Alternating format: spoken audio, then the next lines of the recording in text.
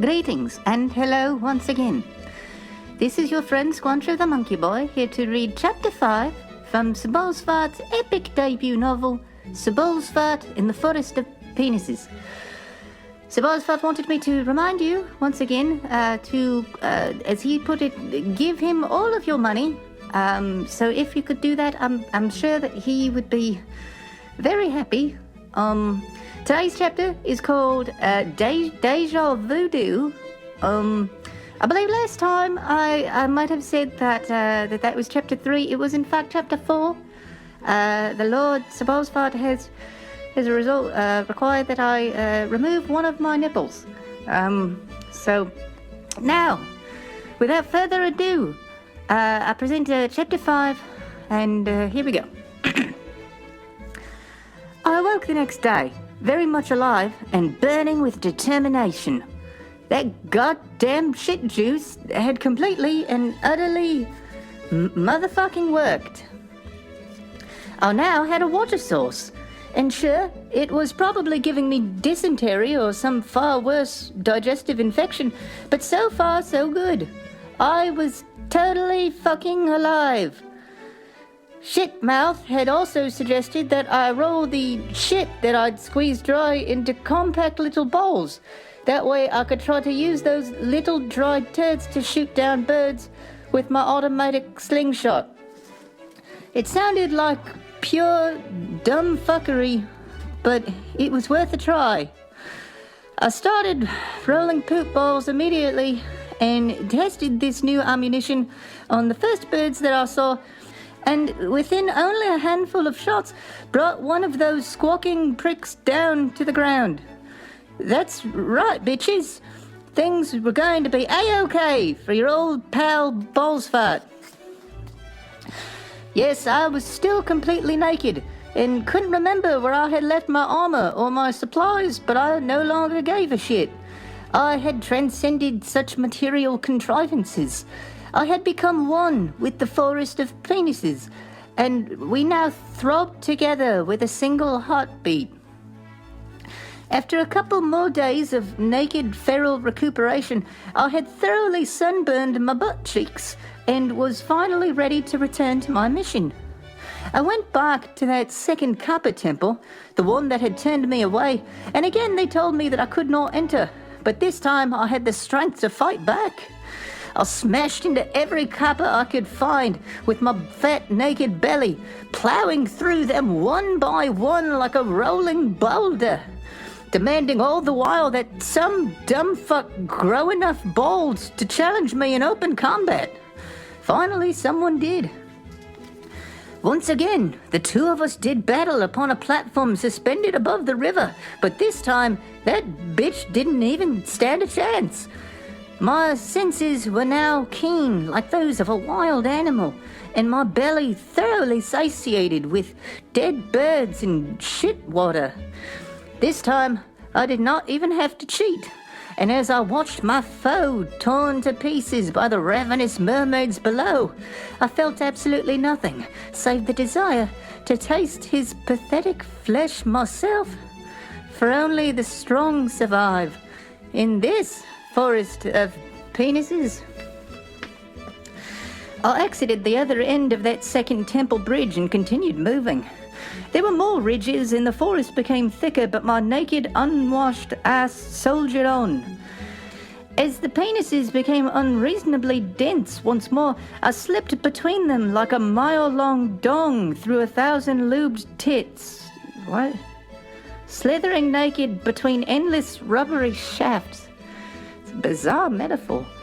Finally, I came upon an area where someone had already chopped many of them down, and then, in the distance, my ears captured a surprisingly familiar sound upon the breeze. I paused in place, allowing my senses to sharpen. Yoo-hoo! The voice rang out with the distinctive resonance of a sexy woman. And whoever this sexy woman was, she had a sexy accent as well. Nice! But as was often the case, this current situation would ultimately prove to not be very nice. I readied a poop ball in my slingshot and then pushed aside the rock-hard branches of cork that stood before me, allowing full view of the sight up ahead. Damn it! My optimism was dashed like a baby on a concrete slab. Fuck! More mermaids. This time there were 4 of them. 4 sexy, young, multiracial, magical, and completely dickish mermaids. All of them were just chilling there on a collection of small boulders in a riverbed just beside that roaring waterfall. Again, I would have to try to sneak by. Yoo-hoo! Shit, baby! We can see you there, shit, baby! We see you naked and sunburnt and covered in shit. The mermaids giggled in unison. Why not pay us a visit, if you wish, shit baby? Fuck. Wait. Hold up. What the fuck was going on? This was exactly the same waterfall. It was the same bend in the river. These were the same mermaids minus their leader. I began going into a panic attack as I scrambled to get out of range. Hello? I can't, sorry. I didn't know what to say. I didn't even know what was going on. But the mermaids each remained calm, grinning and revealing their fangs. Oh, don't leave us so soon, laughed the new leader. Suddenly, my face punched right into an invisible force field. Oh, fuck. I had gotten too close, and their creepy mermaid magic was stronger this time. I had no choice but to push through the force field with all my might. I can't do this right now, I screamed while I pressed at the invisible barrier. The mermaids giggled and taunted, but slowly I broke through to the other side. Oh, honey, but you came back to us. We've been waiting for you to tell us how equally beautiful we are. I stumbled as I frantically pulled myself through to the other side of the force field, not even realizing that my automatic slingshot had fallen behind. Nothing made sense. I couldn't focus on anything. I just hightailed my chubby little ass out of there as quickly as possible. I just kept running, squeezing and banding between giant cocks before rejoining with the path that I had chopped the week before. As much as my body had become trained by the wilderness, my brain was in no way prepared for this shit. What the fuck was even going on? And that's when I remembered Kevin. That fucking leprechaun. He was fucking right. He said this was a magic forest. He said that it's endless. God damn it. I didn't know he meant that it was that kind of magical forest. The kind where you go eastward long enough, you end up back where you started. Fucking shit. I'm so glad I got to watch him die. This was all his fault. I came upon that next river and again turned south, heading once more towards the first Kappa temple. It was later in the day this time, but the elders there would still remember me. They granted me passage, and as I passed through, no one saw me do it, but I hid a small cucumber between my butt cheeks. Then, later, after I climbed back over the big wide bluff and ridge, I ate that cucumber. It was pretty good. But what the fuck was I going to do?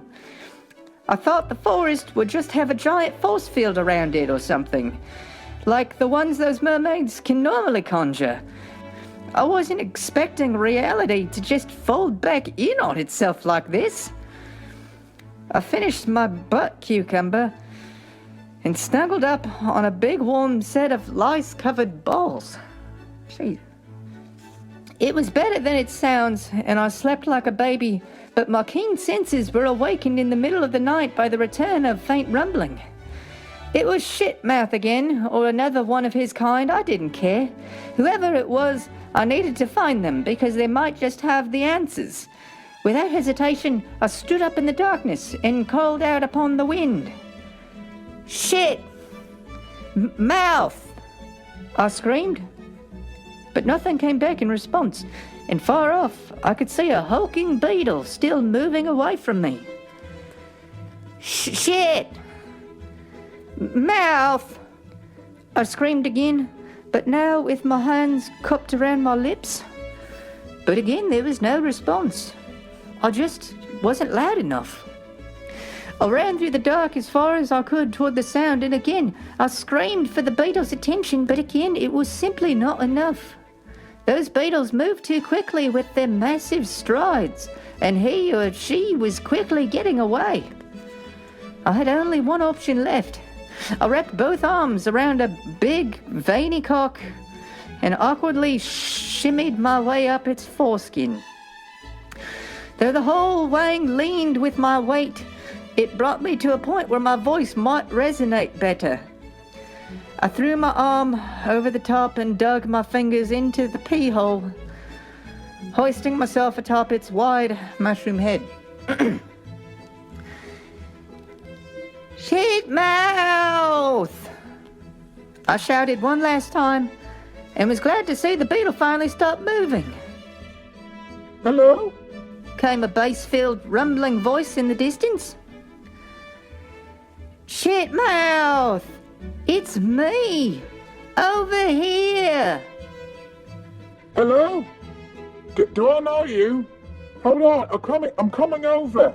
I just gotta finish eating this shit first. Within a few moments, the giant, opaque, shit-eating beetle was near, still towering above me as I sat on my big, chubby donga. Shit mouth, it's me, Ballsfart. Ballsfart? Yes, we met a few days ago. You showed me how to drink shit water and kill birds with little dried-up shit balls. I'm sorry, but I don't know anyone called Ballsfart. Wait, you're shitmouth, aren't you? You answered to shitmouth. Well, actually, my kind do not embrace names. We find them to be very reductive. But yes, people sometimes do refer to me as shitmouth. That said, people sometimes refer to all of us giant shit-eating beetles as shitmouth, so perhaps that's not remarkable. Fuck. Whatever. You know what? It doesn't matter. The point is, I have a question. Fire away, little one. How do I get out of this forest? Oh, well, no one gets out of the forest. No one except the merfolk. Well, how do they get out? Their rivers flow westward and run beneath the magic barrier. But what if I want to go east? Like into the Chodies? The rivers flow in that direction too, but they also go underground beneath the mountains. That's where the merfolk live in their big city. I live underground most of the time too, but I've never seen it. Sounds cool though. Do the mermaids get along with you guys? Not really. If we get too close to their rivers, they start doing that invisible wall stuff. We can get through it, sure, but it's too much trouble, you know. And besides, we get our water from the poop anyway. I rested my chin on my palm and thought about this for a second. My prospects were not looking good. Huh. Well, how about this? Do you know a good way to kill birds? I used to have a device that I used to fire shitballs at them, but I've lost it in mermaid territory. You got any ideas? Killing birds? No, I don't know how to kill birds. Why would I? They give me their poop for free. Well, what about the flies? No, not those either. They're way too fast. Shitmouth 2 scratched the side of his bug head. Have you tried eating the little white things that crawl on the ball sacks all night? Yeah, but they're mostly shell. And last time I tried, I just coughed it all right back up. Bummer. Yeah. I furrowed my brow. In the morning, if I hadn't figured something out, I'd be back to starving again. It was then that a horrible idea dawned suddenly upon me. Do you know if the dicks are edible? What? The penises? I don't know.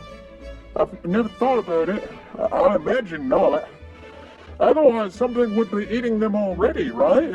Most of them are hundreds of years old. I don't think that they die, but maybe they can. They seem very magical. Much more magical than regular trees or regular penises. Well, you can definitely cut them down, but yeah, that's what I figured. Shit. Well, wait a tick.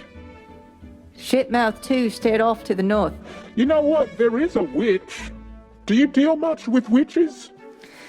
Honestly, I had dealt a fuck ton with witches, but those experiences taught me that whatever Shitmouth 2 was suggesting was almost certainly a bad idea. A witch? I asked. Yeah. I don't know her name, but I do know that she lives a few miles over that way. You could ask her your questions. Of course, she might kill you, but maybe she won't kill you, and she'll help you instead. I looked northward, where a silver sliver of moonlight glistened off a snaking river. Looks like I don't have much of a choice. Okay, and that was chapter 5. A lot of fecal stuff. I was really surprised. Significantly less homophobic than the story started off as, but I've got a real feeling that's coming back. So all in all, I would say it was another just perfect, amazing chapter of the epic novel that you should spend all your money on. Ballsfart in the Forest of Penises. This has been Squancho the Monkey Boy. I cannot wait to come back and do this again next time when we read chapter 6 from the greatest novel that I've ever told. All right. Bye.